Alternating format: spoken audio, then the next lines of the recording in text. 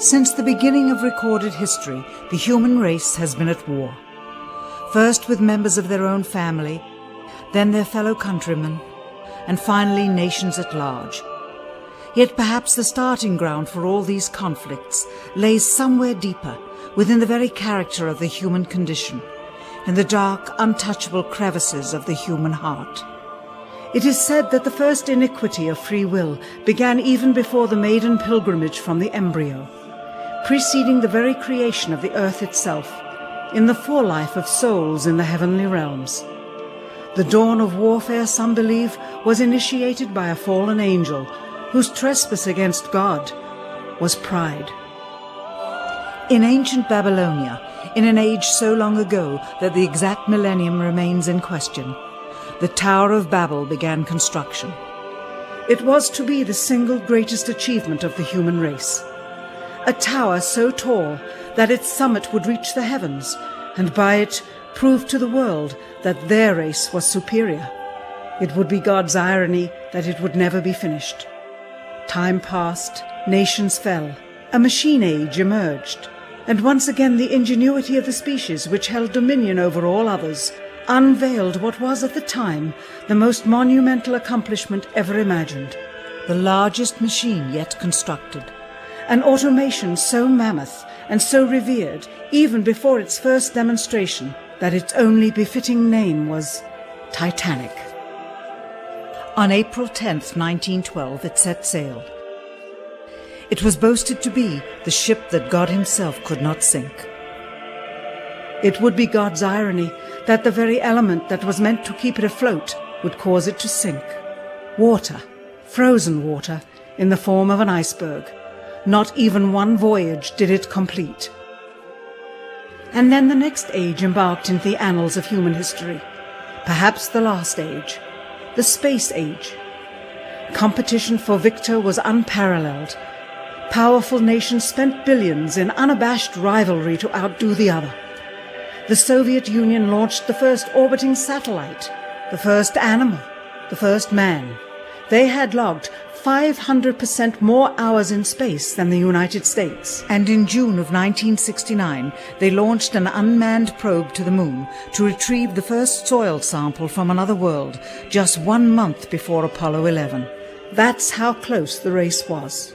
Had their unmanned probe not crash-landed into the lunar surface, the first moon rock brought back to Earth would have been by the Soviet Union. Richard Nixon, president at the time, had this to say about the latest work of the human hand. It is the greatest week since creation, the greatest event since the laying of the foundation of the seas, since the origin of the universe itself, since the design and formation of the delicate human eye through which all these things are perceived, was a flying machine with its 2 passengers landing on its closest celestial neighbor and returning from where it came. Perhaps again God's irony lies somewhere within this great boast of humankind. The building of the tallest tower for the sole purpose of standing out among the races was never finished. The machine that was so great that it was said to be untouchable by even God never completed its first voyage. And finally, the crowning achievement of humankind, the greatest boast of the species, the event in human history most associated with pride in our own accomplishments, landing on the moon. 20 years later, and years behind schedule, the same space program couldn't put into Earth orbit a telescope with a lens that focused. And yet 2 decades earlier, a mission 100 times more complicated worked on its first occasion. With close scrutiny of the motives of the zealous Nixon administration, a critical examination of the entirely government-controlled press coverage, and newly discovered footage of the crew of Apollo 11 staging part of their mission, we wish to detail what may come to be the greatest government conspiracy of all time. A funny thing happened on the way to the moon.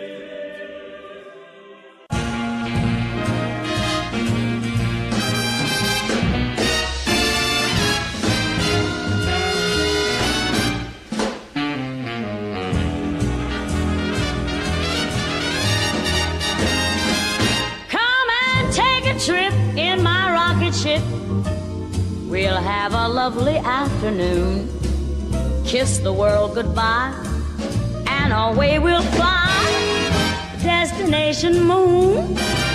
We'll travel fast as a light till we're out of sight. The earth will be like a toy balloon. Oh, what a thrill you'll get riding on my jet. A destination moon. Oh, we'll go up, up, up, up. Straight to the moon we two. High in the starry blue. I'll be out of this world with you. So away we'll steal in my space mobile, a supersonic, a honeymoon. Leave your cares below, pull the switch, let's go. A destination moon.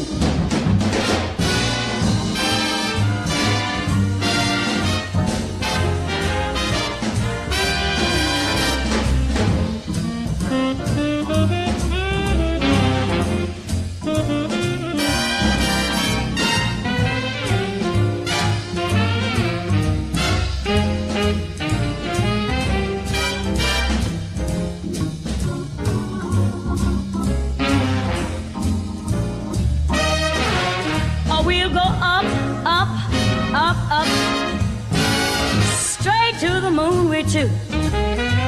We'll be high in the starry blue. I'll be out of this world with you. So away we'll steal in my jet mobile, a supersonic, a honeymoon. Leave your cares below, pull that switch, let's go. Destination. We're flying high up in the sky. Destination moon.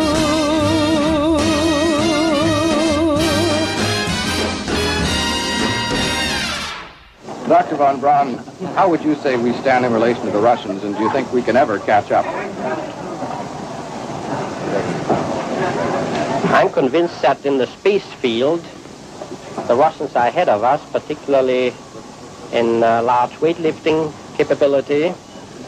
And that at the moment, the problem is not so much to catch up, but first build up the working speed that they have already demonstrated.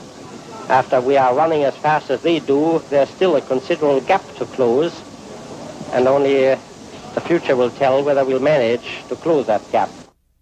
We cannot and will not ever get into this race as we should, so long as all of our objectives are short-term objectives. We've got to have no finite end to our objectives. The end of our objectives should be as far as we can see at any given time. But right now, we need a 10 to 12-year program that has as its ultimate goal the manned domination of space. And if we don't, we're going to be in trouble. I believe that this nation should commit itself to achieving the goal before this decade is out of landing a man on the moon and returning him safely to the earth. We must assure our preeminence in the peaceful exploration of outer space, focusing on an expedition to the moon in this decade. T-minus 60 seconds and counting. We passed T-minus 60. 55 seconds and counting. Neil Armstrong reported back when he received the good wishes. Thank you very much. We know it will be a good flight. Good luck and Godspeed. 40 seconds away from the Apollo 11 liftoff. All the second stage tanks now pressurized. 35 seconds and counting. We are still go with Apollo 11. 30 seconds and counting. Astronauts report it feels good. T-minus 25 seconds. 20 seconds and counting. T-minus 15 seconds. Guidance is internal. 12, 11, 10, 9. Ignition sequence start. 6.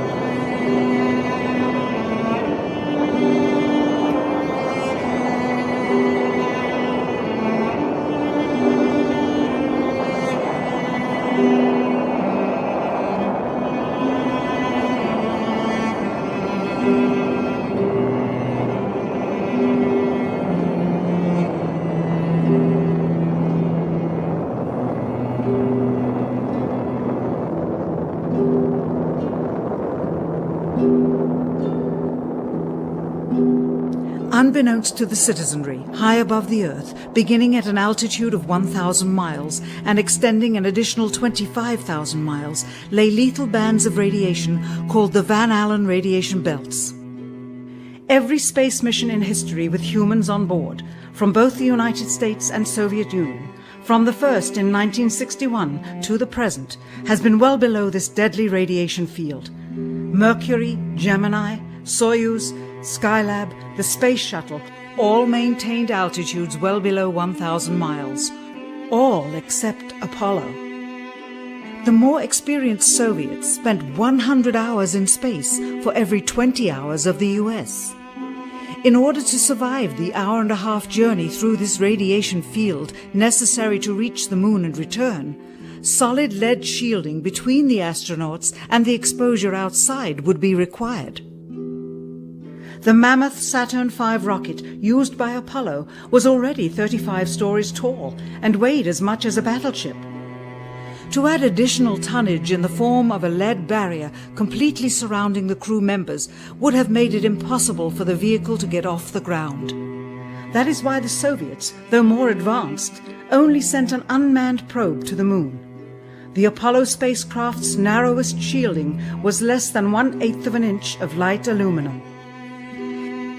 In 1998, the Space Shuttle flew to an altitude of 350 miles, one of its highest altitudes ever, hundreds of miles below the beginning of a field of radiation that was so severe that the astronauts inside of their shielded spacecraft and inside of their shielded spacesuits saw flashes of light with their eyes shut that they described as shooting stars, due to radiation penetrating first the shuttle's shielding, then their spacesuit shielding, then their skulls, and finally the retinas of their closed eyes. As a result, CNN issued the following report noting NASA's unpredicted surprise. The radiation belt surrounding Earth may be more dangerous for spacewalking astronauts than previously believed.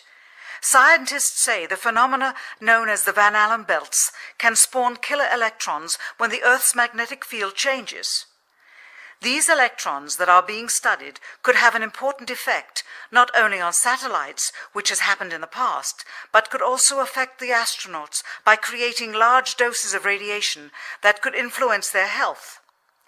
The electrons can penetrate through various materials, including spacesuits, and can pass through, in fact, the walls of the space station, and can create high charges deep inside of these objects. President Kennedy, a man of political, not scientific background, set the irrevocable goal of landing a man on the moon by the end of the 1960s, just days after America's first astronaut had spent a mere 16 minutes in space, not even achieving a single orbit around the Earth.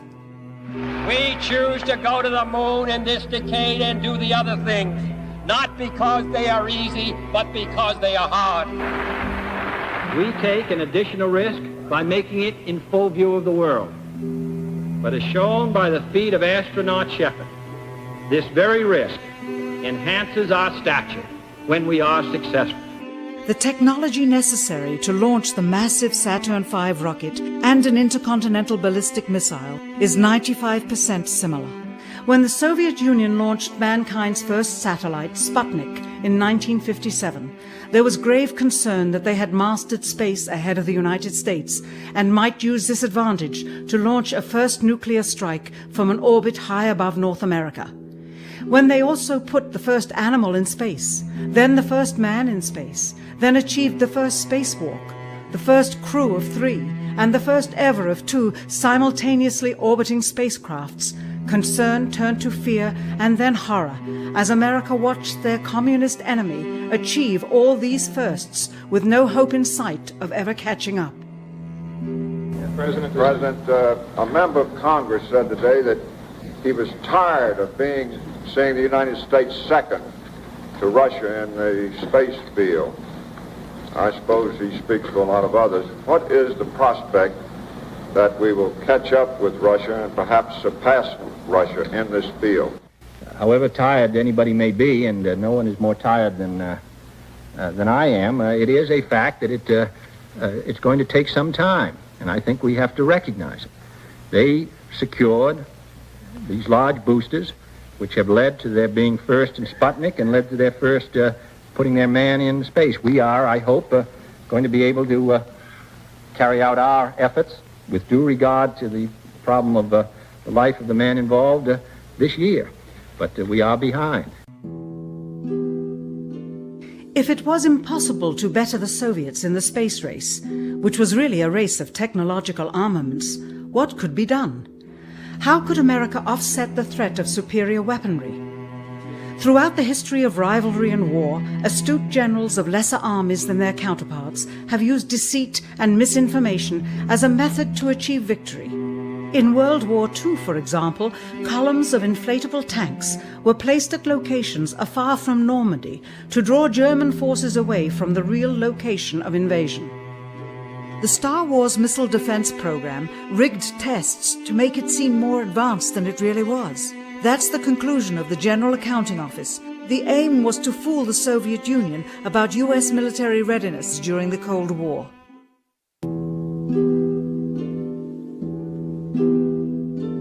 Certainly, it was not possible to fool just the Soviets about US strategic capability in the 1960s, while somehow informing 200 million Americans of the truth secretly.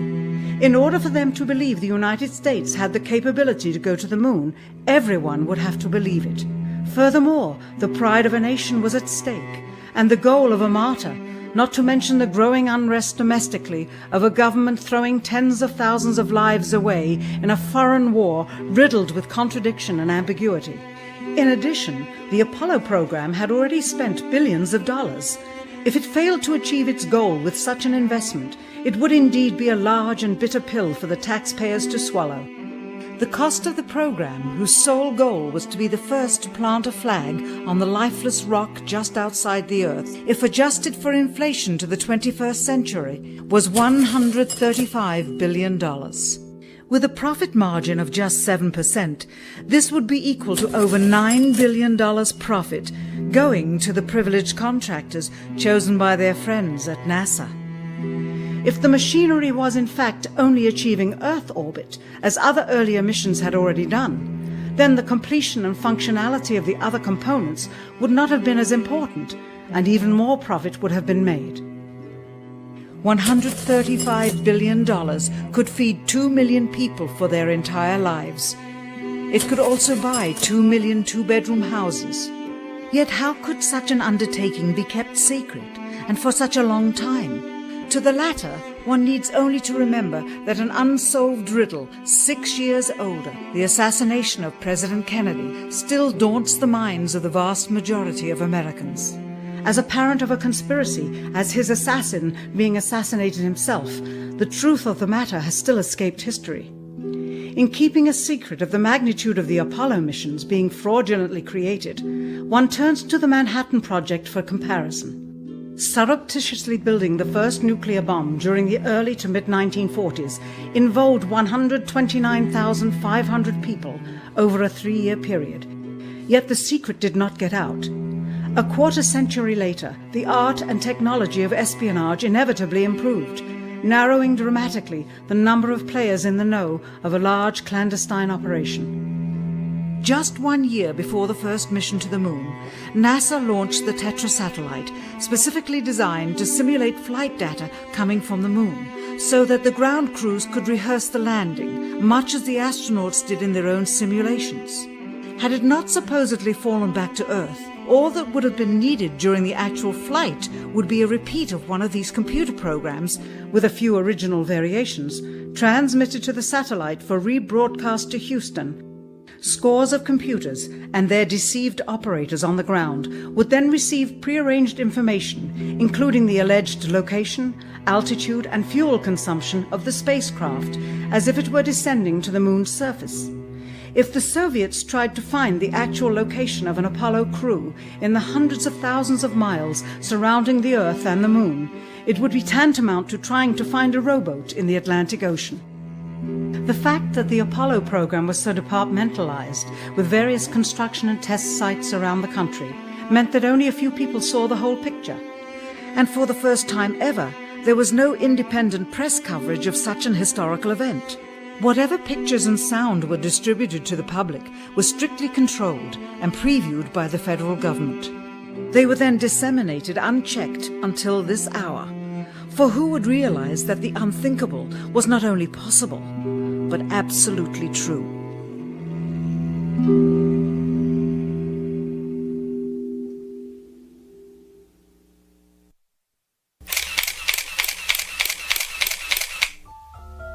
And what of the photographs? What do they tell us?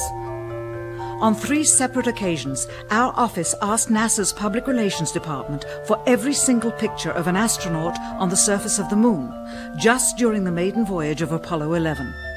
Many duplicates were sent.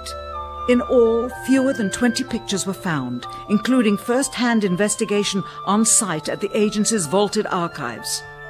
Quite surprising, considering the historical significance of the event. These very photographs are the same ones circulated year after year on anniversary commemorations. It is estimated that in just the first 60 minutes on the Moon, motivated by the tenuous nature of the circumstances, many more exposures could have been expediently taken.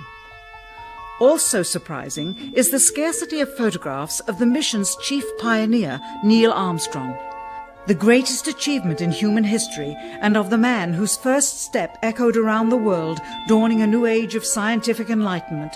There is only one full-body picture of him on the Moon, besides this ghostly reflection. This one, taken by an automatic camera mounted on the side of the lunar module. Perhaps he feared liability should the whole conundrum later become unraveled. Perhaps he has forgotten that he attested to the authenticity of the event with his signature on this plaque engraved by the federal government. In fact, in the more than 30 years since the event, aside from NASA's initial press conference and the occasional brief anniversary remarks where few questions were permitted, he has never given one on-camera interview to anyone, ever. From an analytical standpoint, photographic anomalies have to be sought out with an understanding of lighting and shadows. The most straightforward is simple. When objects are lit solely by the sun, as all the scenes on the Moon were said to be, after all, lighting equipment was not only impractical, it was unnecessary in bright sunlight, then all shadows, regardless of the landscape, will run parallel with one another and never intersect, as shown by this example. In these seldom-seen photographs, obtained from a rarely used auxiliary NASA archival site, it is clear that these scenes were lit with artificial light. These shadows, which are cast at different angles, are evidence that a second light source is being used. In addition, the sun would not cause an isolated hotspot like this, only an artificial light would. Again, intersecting shadows and another hotspot. And again. And again. It is simply impossible for this picture to have been taken with sunlight on the Moon. Here, the shadows are shown to be as black as pitch. And yet here, completely in a shadow, the astronaut is lit up like a Christmas tree. How can this be? Or this, on the shadow side of the lunar module. In this magnification of an Apollo photograph, a rock, very likely a papier-mâché prop because of the crease here, is categorized with the letter C. In later releases of the same picture, the letter is gone, probably airbrushed out. Here a crosshair, which was burned directly into the image from the film plate, and thus should always appear on top of the objects in the photograph, appears behind the object in this scene, clearly revealing a composite of 2 pictures into one. Someone apparently forgot to create a burn crater underneath the lunar module's 10,000-pound thrust engine, despite the fact that during ground tests there was a real concern for the vehicle falling into the hole the engine created as it descended. Here is a Norman Rockwell depiction drawn just 2 years earlier based on the latest specifications and scientific data. In these enlargements, it looks as though the lunar module was simply placed there, not even one speck of moon dust on the landing pod. As a result, all subsequent flights had to have the same discrepancy, which was explained away by the effect of no atmosphere. And what about stars? On the moon, with no atmosphere, they must have been quite a sight to behold. Yet there is seldom any mention of them, if ever, by any of the astronauts on any of the missions. Undoubtedly, creating a mural with all the constellations properly placed in the sky would have been virtually impossible to create accurately, much less realistically. A competent amateur astronomer would have been able to call attention to the slightest error in measurement. The answer? Not to talk about the stars. Ever. In their post-flight press conference, it was the only question to which Neil Armstrong responded with an absence of memory. When you looked up at the sky, could you actually see the stars and the solar corona in spite of the glare? We were never able to see stars from the lunar surface or on the daylight side of the moon by eye without looking through the optics. I don't recall during the period of time that we were photographing the solar corona what stars we could see. I don't remember seeing any. Years later, though, Michael Collins would remember seeing the elusive stars and wrote about them in Expeditions to the Moon. It seems his memory improved the older he got. Why don't stars appear in any of the photographs? Simply because the proper, mostly closed exposure setting for the camera's iris, set that way to compensate for the bright sunlight on the moon's surface, completely diminished the faintness of relatively distant specks of diminutive light. This answer is true.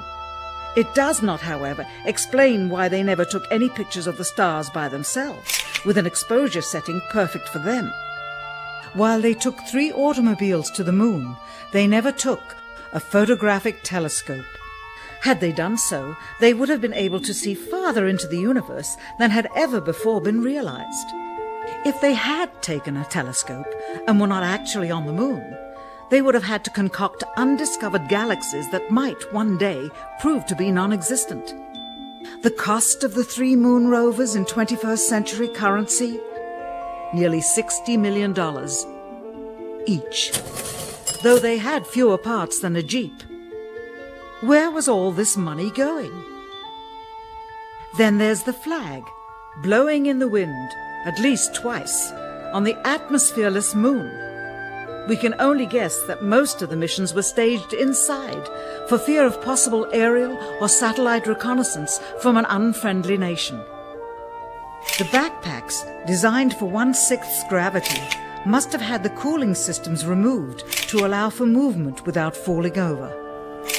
With very near and hot studio lighting, that left one hot astronaut inside. Assuming that it was the astronauts inside, after all, their faces were always covered. The necessary mammoth amounts of air conditioning were probably responsible for the air current. Here the editor cuts to a still shot of the flag, just as the effect becomes noticeable. Here it is unchecked. This rare clip, attained decades ago, was never re-released with the inevitable increase in experience and scrutiny. To demonstrate 1/6 gravity, a bouncy, floaty feel to the astronauts' movements would be similarly achieved with relative simplicity. Slow motion. You are viewing the scenes as they aired more than 30 years ago. Now let's look at them with the speed doubled. It becomes discernible that they are, in fact, in Earth's gravity, and are no more leaving the ground than they would on Earth. It is clear from these rarely seen colour television pictures that the crew of Apollo 11 brought a high-resolution colour video camera with them on their mission, yet the only pictures broadcast live from the moon's surface were these from a low-definition black and white camera. In fact, the networks complained because in addition to this, they were forced to shoot the images, second generation, off of a projection TV of the technology of 30 years ago, and were not even allowed to take a direct feed, which further degraded the quality and clarity of the images. Perhaps this was precisely what NASA and the federal government had in mind. After all, it was a first, regardless of where they were. Better to open up their debut mission with fuzzy pictures and numerous blackouts, rather than show too much revealing detail of a false scene that was yet unproven. And finally, the element that seals their fate. Of all the footage of Apollo 11 requested from NASA over a 5-year period, one gem was discovered just before the completion of this documentary. An old reel received by mistake. It contains the raw or unedited footage of the crew of Apollo 11, Michael Collins, Edwin Aldrin Jr. and Neil Armstrong, staging part of their mission for nearly an hour in living color, with exceptionally clear behind-the-scenes audio of conversations discussing the techniques used to achieve a disingenuous picture depicting the Earth at a distance, in order to falsely demonstrate their far journey from it and their ability to survive passing through the Van Allen radiation belts. It cannot be misconstrued that this staging was done for some other reason prior to the mission, for the reel itself is slated and dated July 18th, 19th and 20th, 1969, the very days of the mission when they were said to be approaching and achieving lunar orbit. Furthermore, it is apparent they are in genuine zero gravity aboard the actual spacecraft, necessary to convince the mass media of their authenticity, just not any further than Earth orbit, as you will see. In this never-before-seen or heard footage, not only is the radio conversation between the astronauts and Houston Control audible, there is a secondary, private conversation taking place between the crew and a third confidential party, prompting the astronauts with what to say, when to speak, and how to effectively manipulate the camera to achieve the desired misleading effect. NASA claims that the Houston transmissions were the only ones taking place with the astronauts. Listen now as Houston Control initiates a conversation with the crew, only to find them too preoccupied with the behind-the-scenes trickery to respond. Moments pass and the oversight is picked up on by the clandestine third party, who quickly prompts them with talk. Immediately, Neil Armstrong speaks. Hello, Apollo 11. Houston, Goldstone says that the TV looks great. Over.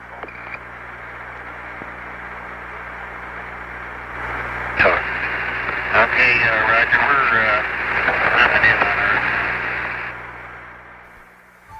Again, the illusion they are attempting to create is the Earth at a distance to demonstrate their far journey from it and their ability to survive passing through the Van Allen radiation belts. Understand, too, that only about 20 seconds of this raw footage was ever broadcast to the public, and these conversations discussing their deception were believed to be private. Until now. Here they discuss that these television transmissions were in fact not broadcast live as everyone believed. They were first screened and edited for playback later. Roger, Neil. We just wanted a narrative such that we can, when we get to playback, we can sort of correlate what we were seeing. Thank you very much. Here they discuss the fact that they have turned out the lights and have blocked out sunlight from entering the spacecraft through the other windows, as to not cause any reflected light to fall onto the spacecraft's wall in the foreground. Okay, very good. Well, we shut out the sun coming in some of the other windows into the spacecraft, so it's looking through the number one window, and there isn't any reflected light. The reason this was done is so that the truth of the matter would not be revealed. It is this. Though the federal government would have you believe that this is a view of Earth from a distance out of the spacecraft's window as it nears the moon, it is not. What they have ingeniously done is placed the camera at the back of the spacecraft and centered the lens on a circular window in the foreground, outside of which it is completely filled with the Earth in low orbit. The circumference of the window then appears to be the diameter of the Earth at a distance, with the darkened walls of the spacecraft appearing to be the blackness of space around it. That is why they wanted the interior dark and blocked out the sun from entering through the other windows. Here you can see the extruded window, probably 2 inches thick at the bottom. This is because the Earth's shine is coming in at a downward angle. It also causes the Earth to appear to be an irregularly shaped circle, for you are seeing the outside of the window at the bottom and the inside of the window at the top, which together form 2 different sized halves of a circle. Subsequently, this take was never used. As they perfected the shot, a crescent-shaped piece of black material was inset slightly into the window to create the illusion of the Earth's terminator line dividing night and day. It is uncannily convincing. During this segment, intended to be edited and played back later for the worldwide television audience, dated July 18th, 1969, Neil Armstrong condemns himself as he states that he is 130,000 miles out, or halfway to the moon, as the NASA flight log also states on this date, when he is in reality in low Earth orbit of a few hundred miles. Roger, Houston, Apollo 11. Calling in from about 130,000 miles out. Here, during another segment, also intended to air after review, Neil Armstrong falsely explains to the viewers how the shot is attained by putting the camera's lens to the window's glass, as it would have to be if they were the claimed distance away from the Earth. We only have one window that has a view of the Earth, and it's filled up with the TV camera. If the window was completely filled up with a TV camera, as he stated, then an astronaut's arm would not be able to get between the camera and the window, as it obviously does here in this outtake. South America becomes invisible just off beyond the Terminator or inside the shadow. You can also notice how the astronaut operating the camera reacted to the mistake by attempting to pan away from it. Blue cast, see white bands of major cloud formations across the Earth. This is a segment that they believed wasn't even being recorded, much less suitable for broadcast, for the lens was being zoomed out and the scene was being changed to that of an interior of the astronauts at work, and apparently the stop button popped back up on the recorder without notice. Here is the diffused work light that they used to see camera controls, but not throw light onto the spacecraft's wall. Here they remove part of the crescent insert.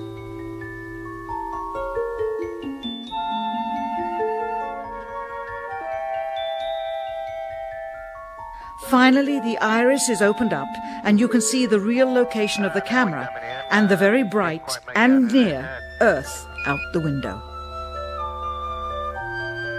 Here is the slate for the 19th of July, and the same shot of trickery on the 19th of July, and then the 20th, and the same misleading shot on the 20th.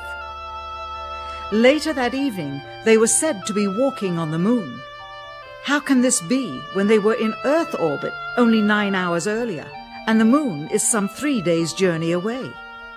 Furthermore, if they genuinely went to the moon, why would they be faking any part of it? Why this trickery with the window?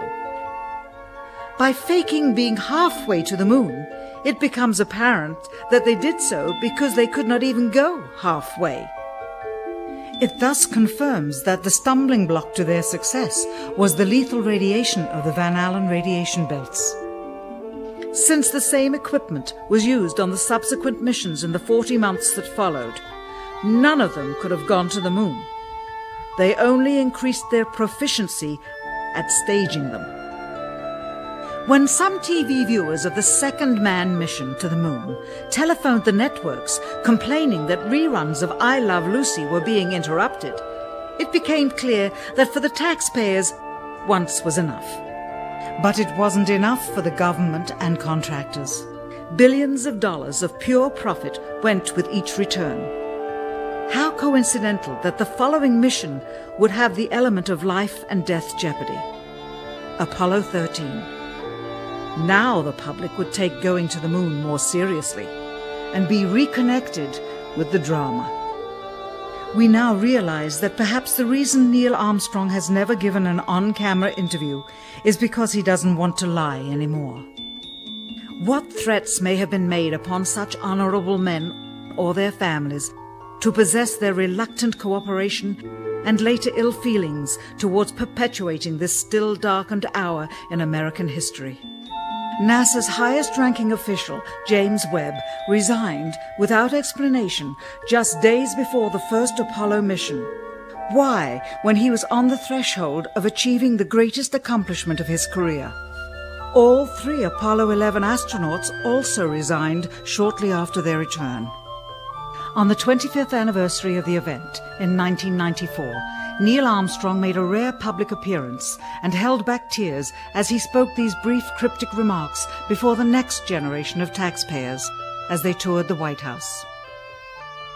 Today we have with us a group of students among America's best. To you we say, we have only completed a beginning. We leave you much that is undone. There are great ideas undiscovered, breakthroughs available to those who can remove one of truth's protective layers. He is that layer. Perhaps someday soon, with the uncovering of this footage and its meaning, the true patriots of America will rise up or come forward and free the citizens and themselves from the sin that so easily entangles and from a federal government that needs to have the gangrene cut off. Even if the government's destruction would come from the truth, then it is not worthy to stand, and its betterment would inevitably follow. All of us are mortal. All of us will die. Perhaps the seeking of a clear conscience before that hour will motivate the truth into the light. Perhaps as citizens we should offer amnesty for this and other crimes of history, for facts from those involved, before the truth perishes with them. Why must we wait until the year 2017 to open the Kennedy assassination files? Perhaps they will not even be opened then, for the law that reluctantly stipulates their release says so with this clause, quote, with the exception of documents certified for continued postponement by the President. Whoever believes the citizens to be too immature for the truth are too immature for power. The truth will always set us free.